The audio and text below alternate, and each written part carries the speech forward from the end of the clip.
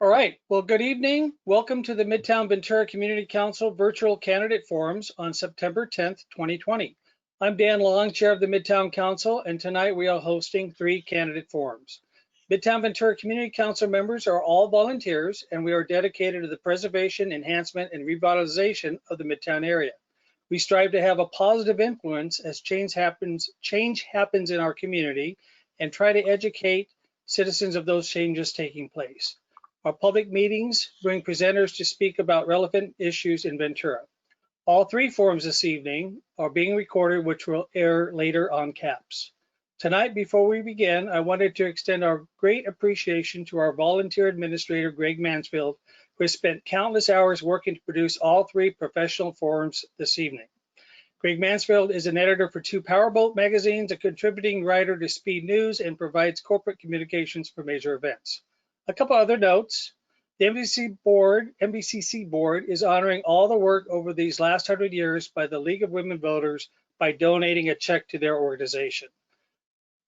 Another note, there will be again a flag raising ceremony tomorrow morning at all local fire stations at 6:55 in the morning to honor the anniversary of 9/11.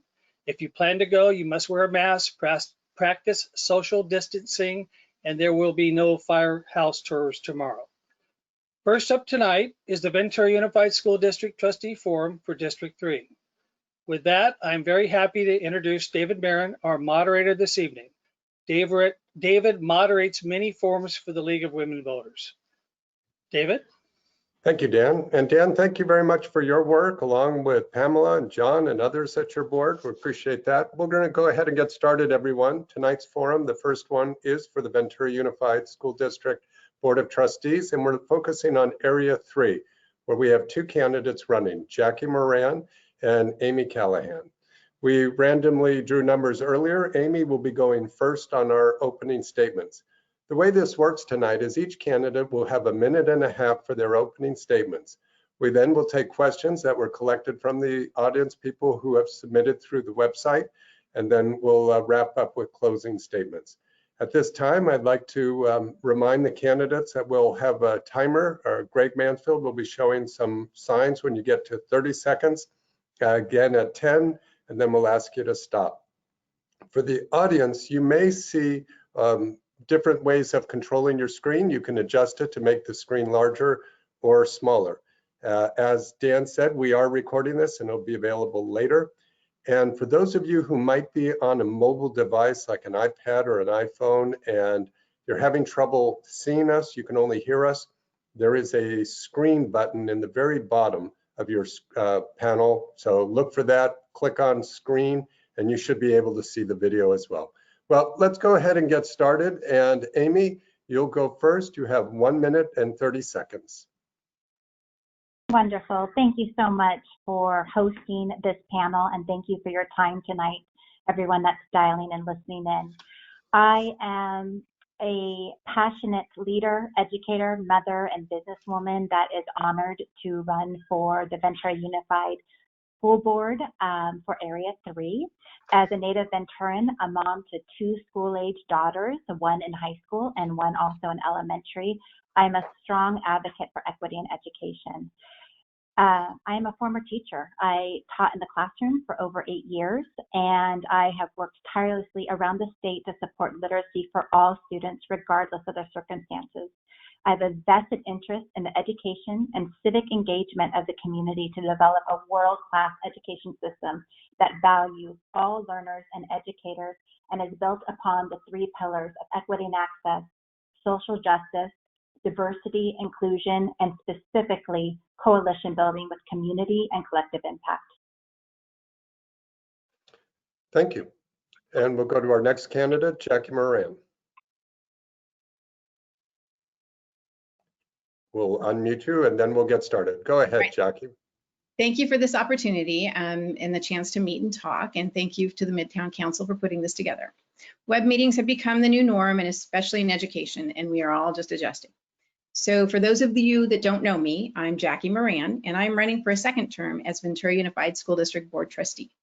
I was fortunate enough to gain my community support in 2016, which was the first time I was elected. The election was at large that time, and this one is a little different as we're now districted and I'm running in Area 3. So who am I? I'm a business owner. I'm a mother. I have 4 children and 1 teen foster daughter. With the exception of parenting my own children, representing this community and the parents' voice on the Board of Education is the most rewarding role I've ever had the privilege to be placed in. It is truly meaningful work. After the 2016 election, the board got busy. We removed 1 superintendent, we did a nationwide search for another, and we've established strong leadership at the top of our district to move us in the right direction with an eye on equity.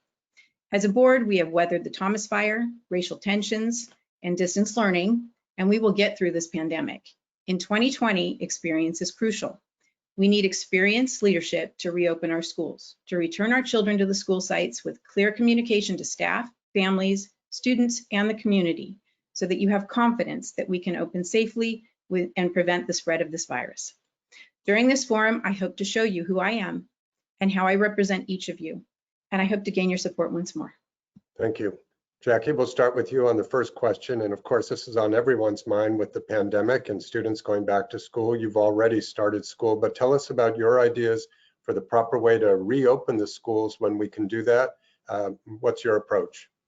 Okay, so actually reopening of the schools is exciting. We actually worked really hard with the committee from March through the summer to figure out how we would reopen. And it's with a hybrid model. We have 1 model for our elementary kids and another model for our 6 through 12s. So the elementary school age children will go to school in an AB format so that they would be in for 3 hours. And then the second shift would come in 3 hours. And you have half the numbers. The same thing would be similar for the high schools and the middle schools, except it would be on different days. So 1 group would go on Monday, Tuesday, then they would have a down day on their social emotional learning day, which would be Wednesday, and the second group would go Thursday, Friday. So it would still be half the numbers of students in passing. And that way we keep exposure down and the virus down. We also have a lot of PPE that we've got a lot of discussions around how to do this safely. Thank you. As a reminder to the audience and the candidates, you have 1 minute for your responses to the questions. Amy, same question to you. What are your thoughts about the best way to safely reopen the schools? I appreciate that, and I appreciate the comment about experience. So I work across the state, and I work with several districts specifically around how this looks, and the AB model that Jackie had shared is actually not being looked at as the best forum at this time because of safety. And specifically, you have to think about the idea of, okay, so we'll have AB, we'll have PD, but what happens on Wednesday for cleaning? We're looking at supplies. We haven't found that that's the most successful venue. And so we definitely need to make sure that our committees are not just internal committees, that we're reaching out to experts and looking across the state for best practices and making sure that we're opening safely amongst things like if we are going back, that we have class size and we're reducing half the populations in a pod size manner. That has been looked at very seriously when it is safe to go back to school. Thank you. Next question, we'll start with you, Amy, on this one. What's your position on charter schools?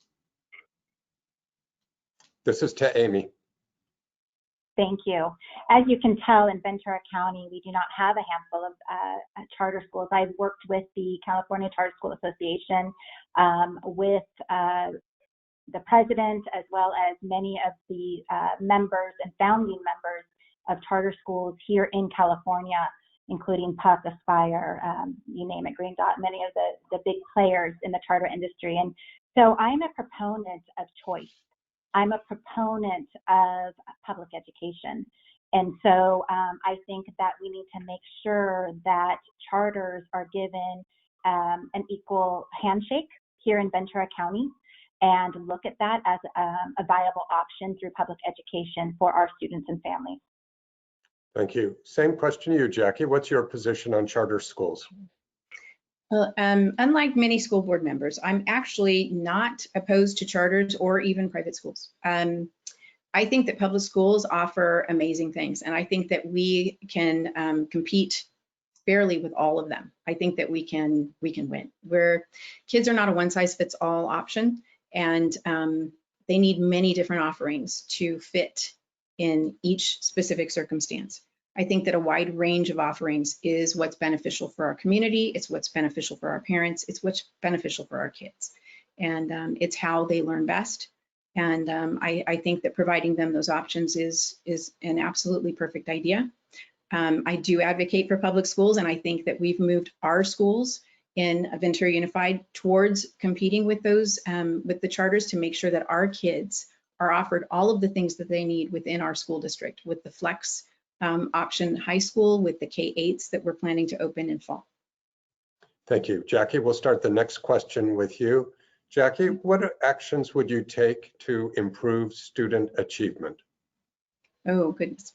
Okay, so first, we as a board actually looked really hard at this, and from the leadership standpoint, we took our curriculum and instruction department and we broke it into 3 different department heads. One to oversee the whole thing, and then one for elementary and one for 6 through 12, so that we could really focus on that. And it was never more relevant than during this, school closure and pandemic and distance learning model. For academic achievement, it's a little bit different in elementary school. One, make sure that all kids are identified and given resources that they need if they're struggling with anything. Make sure that it doesn't take 2 years to make an identification, that they're getting the help immediately so that they don't fall behind. Secondly, when they go on to higher education in the middle schools and high schools, make sure that they have pairings with our community college. Make sure that they come out of our schools, not just with their A to Gs and able to go to a college, but also with skill sets and real world experience and pairings with our community. Thank you. Same question to you, Amy. What actions would you take to improve student achievement? I appreciate that. Thank you. And how do I put this? We need to take student achievement seriously. We need to have it reflected in our LCAP and our LCP, our Learning Continuity Plan. We need to be measuring pupil learning loss. We do not have an indicator. We do not have a universal screener. We do not have a starting point currently in Ventura Unified. So how are we able to track student achievement without having some of these metrics? So I would like us to, as a community, really look at literacy and look at math as our 2 core components, and look at our data right now. Specifically, right now at this time, we are not competing. And if you look even at our English language learners, we do not have one student at Ventura High School that is proficient in English language arts. And so I think when we talk to student achievement, we need to get very serious. I have to stop you there, Amy. So let's stay with you, Amy, for this next question. We've heard about different proposals for the police officers, and that of course would imply school resource officers might be affected with redirection of funds. So Amy, what is your position on school resource officers being on campus? I think it's an interesting question when we're looking at budget constraints, especially due to the pandemic, is there a need right now for school resource officers, right? I think that's one question. And so I think that it's a conversation that we need to have in partnership with our Ventura Police Department, in partnership and community building. I also think that we need to be very acute and keen to student assistant program counselors, and looking at some different options, including restorative justice for probably, the different environment that we're teaching in at this time. So my position is, A, we need to listen and work together with Ventura VPD. And then number 2, we need to concurrently add additional support, such as student assistant program counselors. Thank you. Same question to you, Jackie. What's your position on school resource officers on campus? Okay, so our school resource officers, I'm on the subcommittee actually for that specific role. School resource officers our officers are amazing. When I first was elected, that was one of my big items. And I made sure initially that our school resource officers are not assigned to our schools. They go through a process that is rigorous, and they have to apply for it, and they have to be vetted. All of the school resource officers that we currently have are parents of kids in our district, and they absolutely love our students. They're good mentors. They're good with restorative justice practices. And they're exactly the type of person that you would want around your child. They're not there to police our kids. They are there to make sure that they're safe and make sure that they feel safe.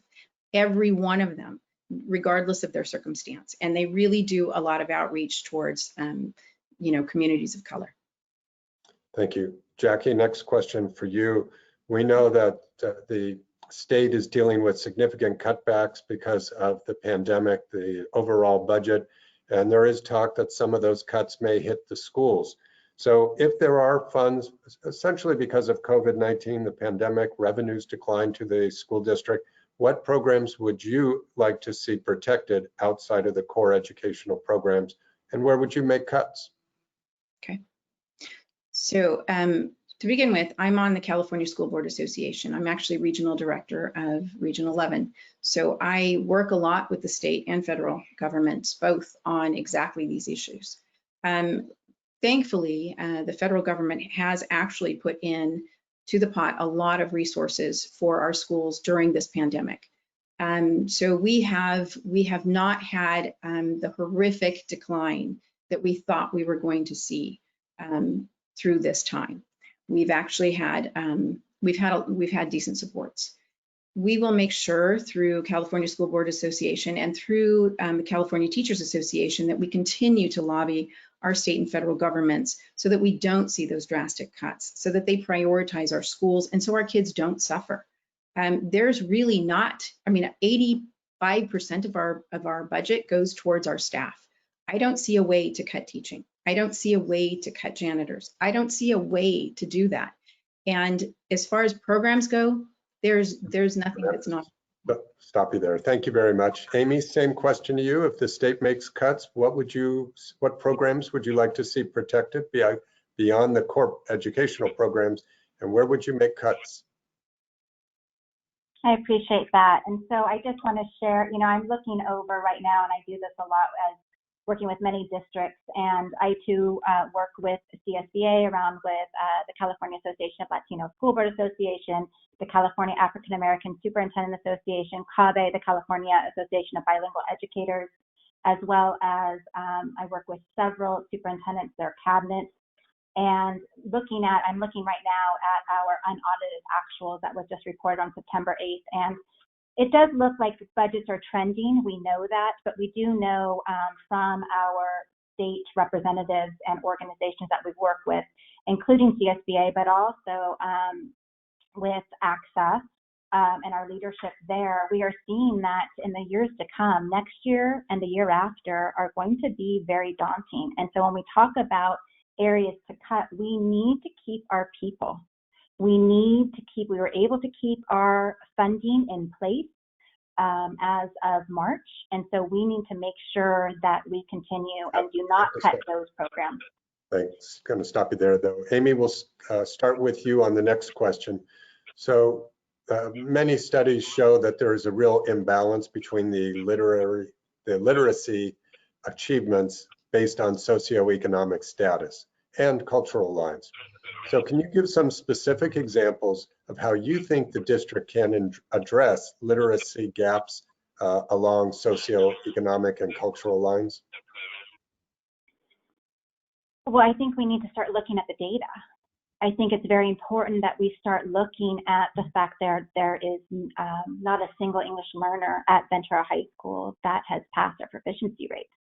And so as far as strategic strategies, I think we need to look at a collective impact community model. Literacy is definitely the responsibility of the schools, and a campaign for grade level reading by third grade, which is at a national level, is something that is going around not only just California, but definitely something that we can implement and do well here. But it starts with leadership. It starts with caring that every single one of our children graduate college and career readiness, and most importantly, as a civil rights literate. But it is also important that we have libraries that reflect and mirror the opportunities and the race, as well as the diversity that our students come from and the world around them. So we have a lot of work to do around opening this dialogue, and but we are also Thank to you, Amy. anchor and elevate some of our great work. Stop you there. Try to keep an eye on the timer. So Jackie, same Absolutely. question Thank to you. Can you give some examples, specific examples, Jackie, of how the district can address literacy gaps along socioeconomic and cultural lines? Yes. And actually, regardless of what Amy's saying, we have great markers. Our LCAP requires them by state law. And all of our kids are tested and identified. We have, this is not a specific child issue. This is an all children issue. Any child that's falling behind needs resources. And we have focused on identification of children that are falling behind very, very early, kindergarten, first grade, rather than waiting to third grade to start the identification. We are putting resources in the teacher's hands directly. We are trying to get, actually pairing with the colleges around us to get kids that are in the teaching programs to come and work one-on-one with these kids so that they get credentialing hours and our kids get a benefit as well. It's you know, this is an ongoing issue, and this is something that, you know, our dual immersion programs have been working towards, our district has been working towards, and we've made great progress, and it's charted. Thank you. Jackie, we'll go with you on the next question. Let's just step back a little bit, learn a little bit about your vision for both of you. This year, we've gone through so many changes in education. So many things we never thought we would see are happening, and so many things we want to see are not. Jackie, what is your 5 to 10 year vision for the school district? Okay, first, I am actually so looking forward to reopening our schools, getting our kids back on our campuses and getting them in front of their teachers and around their schoolmates. I think that the social toll is immeasurable right now. And I think that our kids really need to get back to school. So that's definitely one. As far as visions moving forward, I really want to see what this model does with half the amount of kids in school. Even though they're there for half the time, I am so looking forward. We've talked about class size, and how that makes such a difference. The pairings that we now have with the technology that we've got and every teacher teaching online, and now to get our kids in front of those teachers with half the amount of students present is going to be an amazing thing. I am actually very confident that the data is going to show that it's going to make a huge difference. And we are going to be using the technology that we've honed through this pandemic moving forward to help each one of our kids and allow them to have less students present. Thank you. Amy, same question to you. What is your 5 to 10 year vision for the school district?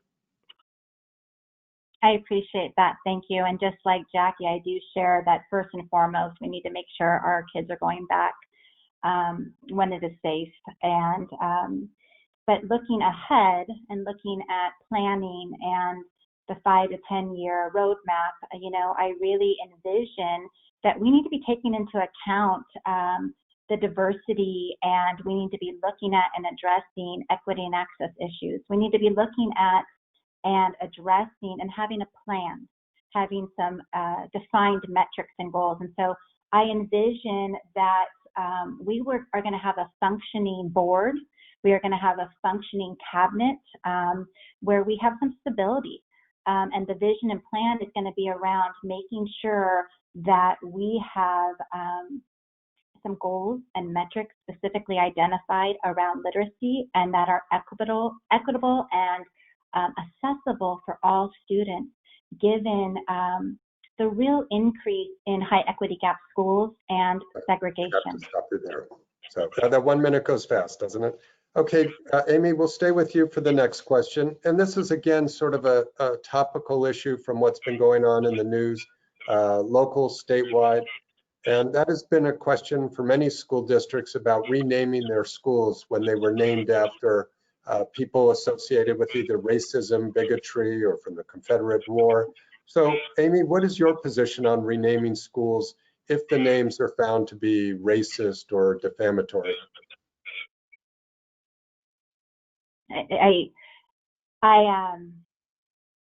It's interesting that this question is coming from Ventura, right? I think that's something that we need to reflect on in our community. Of course, they should be renamed. There's absolutely It is something that I feel firmly about.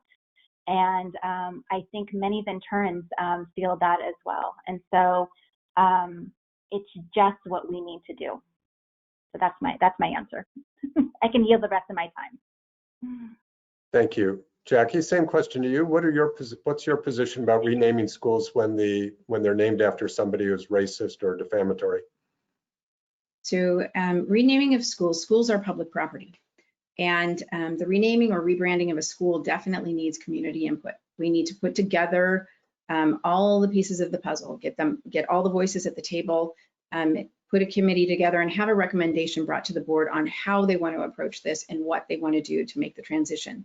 This is something that our district has been really, really good at as community outreach and making sure that the voices of Venturans are heard. So it's not my voice that matters in this. It's not any single board member that matters in this. It's going to be a community outreach, and it's going to definitely have to come from them. The recommendation will come from, organizations like Cause who are impacted by this, our own students of color, our ASBs, our parents. It's going to be a community-led approach, not dictated by any of us.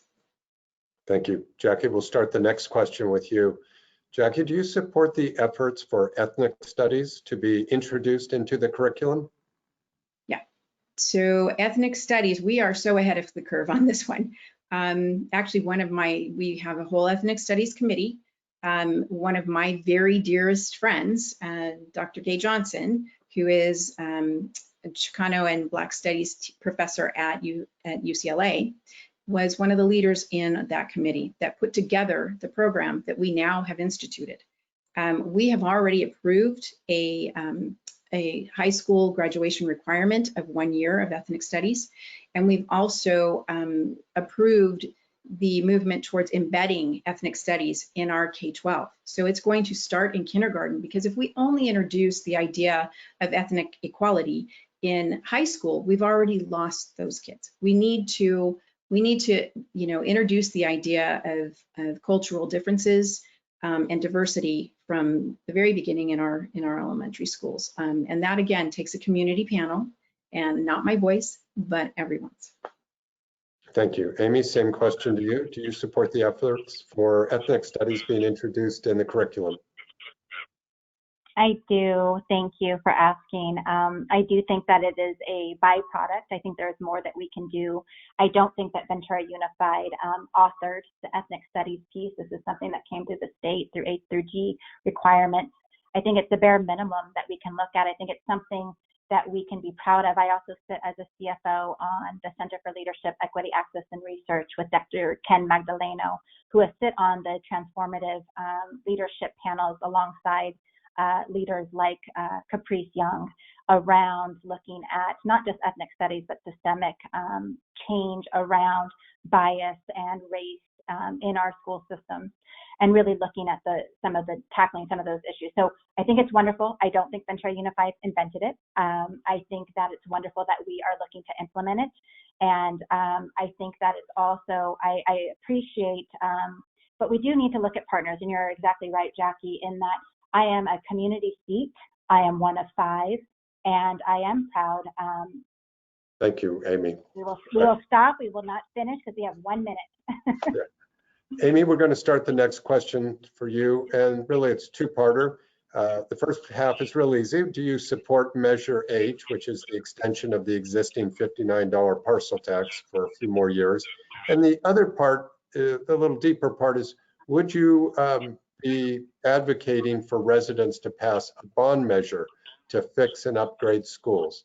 So please share with us your position on Measure H, and also looking to put a bond measure on a future ballot. So question number 1, yes, I support Measure H. I supported it when it went through the first time. I do think that we need to make sure that we have protocols in our committee and make sure that we are honoring where that money is spent for the arts, technology, as well as reducing class sizes. As far as bond measures, I think we're long overdue. I think if we even look at our portables that are at our at our schools. You know, their average life is 20 years. Many of ours have about 22. And so I think in order for us to even stay competitive amongst our other county districts like them, we need to pass a bond. Now is not the time. Now is not the time. And we do not need to pay an overpriced consultant to tell us that information. Thank you. Jackie, same question to you, your position on Measure H and also about putting a bond measure on a future ballot.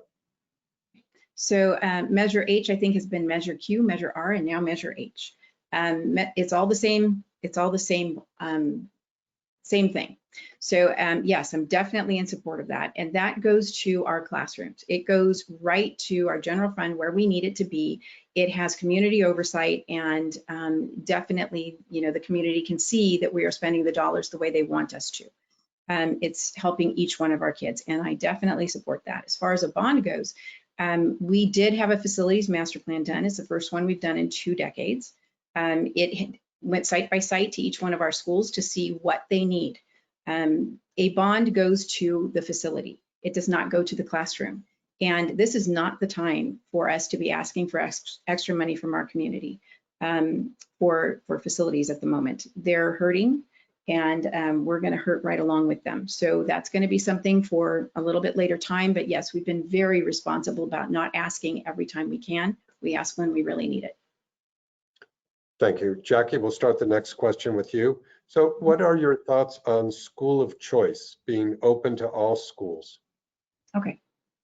Yeah, so school of choice, I actually don't believe in boundaries. I think that that we should be able to have our kids apply to any school that they want to go to, especially because we have different offerings. You know, one school works for one child and family and another school works for another. And I think if we make each one of them unique and each one of them with a different specialty, it will attract different people. And I think we're going to have natural crossover. I think that we need to create stellar opportunities for all of our kids across the board. And we really do need to focus on making sure that our kids are supported in elementary school so that they do not get behind, so that we do not have to, you know, go and catch up when they move forward later. And that requires creativity. It requires meeting each child where they are. And that requires an entire district. Thank you. Amy, same question to you. What are your thoughts on school of choice being open to all schools? I completely agree and concur that school of choice is something that we should be very proud of for Ventura Unified.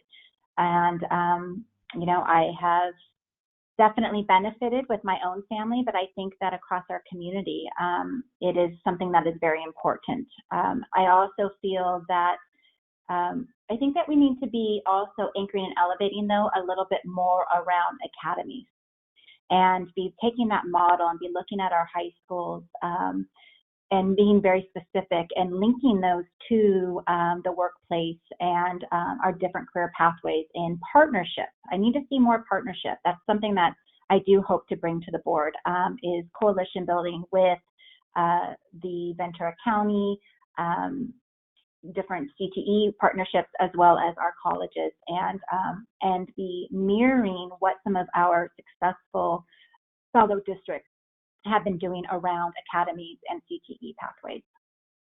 Thank you. And this will get us towards the end of our program, but I'd like to give you both the question, and Amy, we'll start with you. If you're elected, what will be your top priority? What are the things you really want to roll your sleeves up and dig into? What would be your top priorities? 2 or 3 of them, please. Okay, well, you know, right now, given timing, the top priority is getting back our kids and our students safely, getting our teachers back safely. That is number 1 right now. Number 2 is making sure we are narrowing with precision and focus our achievement gaps. And we are looking at the high equity gaps of various schools.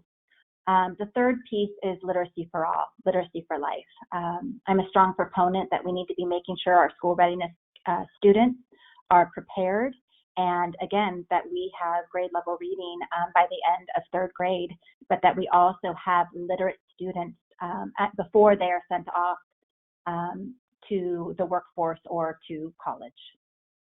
Thank you. And so is Jack? this our final, is this our final piece? No, we still have a question or two to go. Okay, thank you. Jackie, same question to you about priorities. If you're on the board, what would be some of your top priorities? Okay, so obviously reopening of our schools is a huge, and there's so many moving parts to that. So that's a huge one, and it will take priority immediately moving forward. Other than that, CTE pathways is huge. Getting our correct technology up and going. And I'm on the city liaison committee, and also we have hired a grant writer to make sure that we have as a priority, make sure that we have funding for career technical education, and that our kids are offered this in high school. That each kid will, again, have an opportunity to take college courses for free with priority access. All of our high schools across the board, we already have that in place. We are expanding this so that the knowledge of it is greater. In addition, moving down to elementary schools, our elementary school teachers need resources immediately. They can identify kids much faster than we can. They know when they're behind. I have 2 dyslexic children. The teacher knew exactly what those kids needed. And if you put the tools in their toolbox, they're going to use them. Thank you. And this will be the last question. We haven't talked about child safety, active shooters, those types of things that unfortunately we have to worry about. A recent study has found that lockdown drills cause lasting harm for students.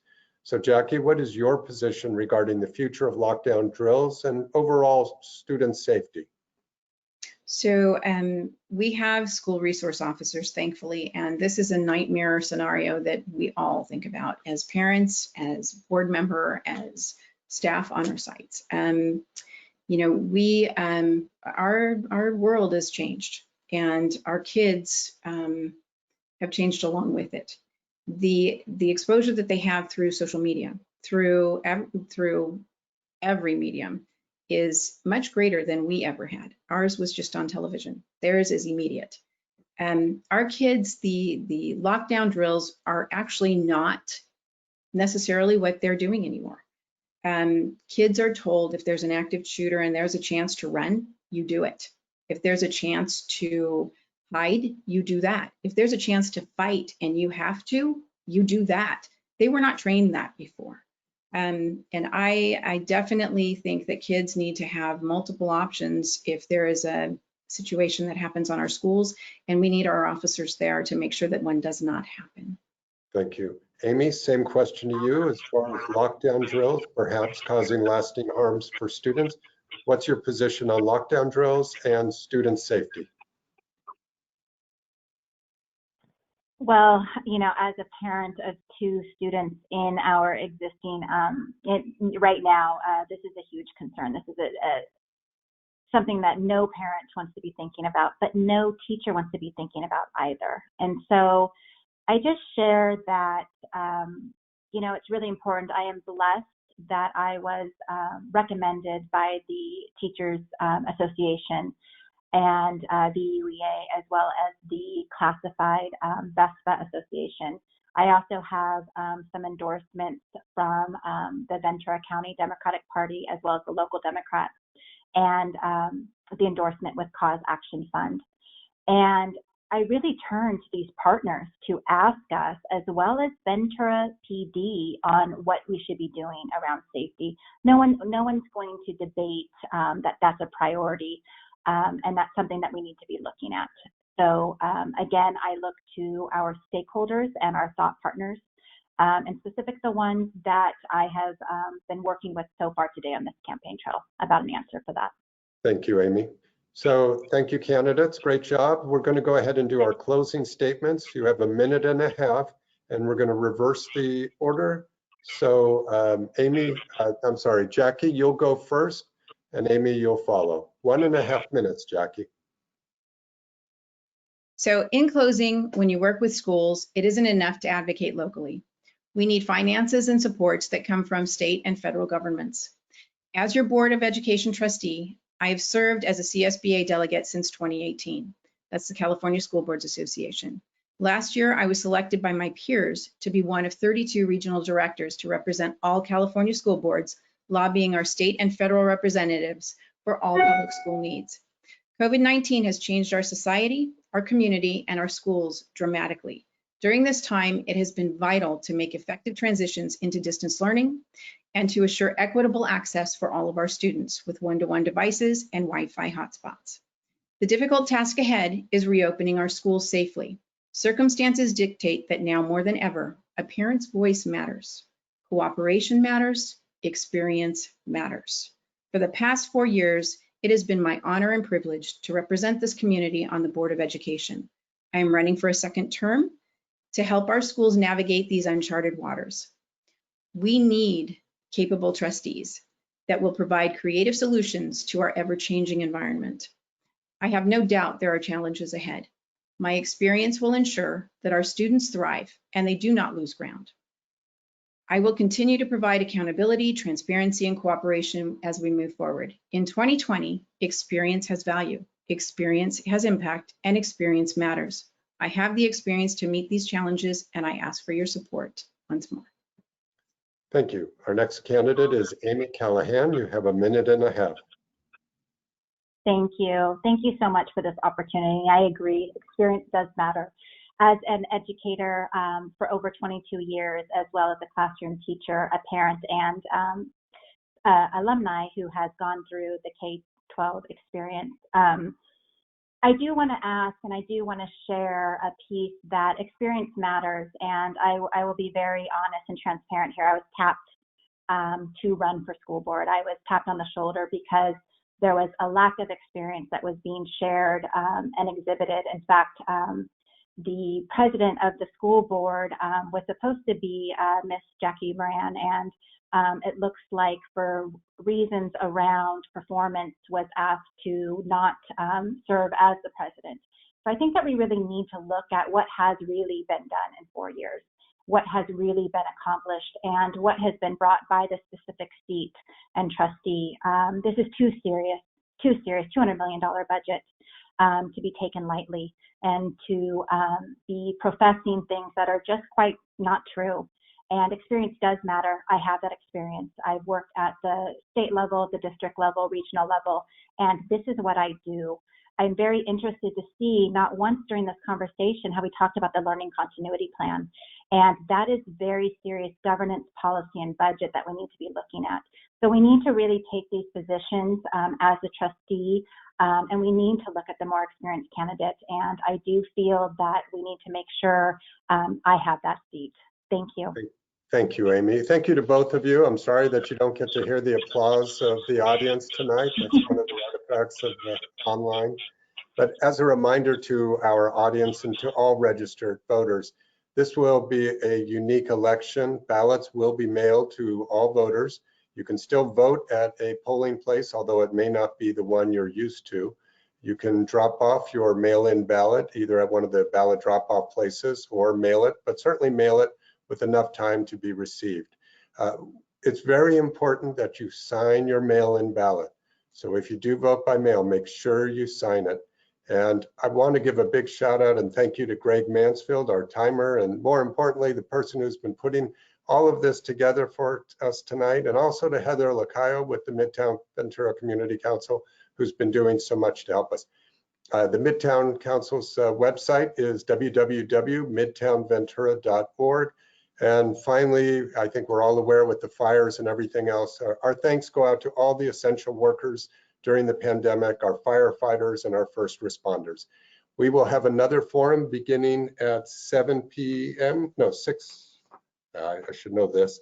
I think it'll start 6:30. We have another forum. That'll be the Ventura City Council candidates for District 2. So please register and join us for that as well. Thank you all and good night.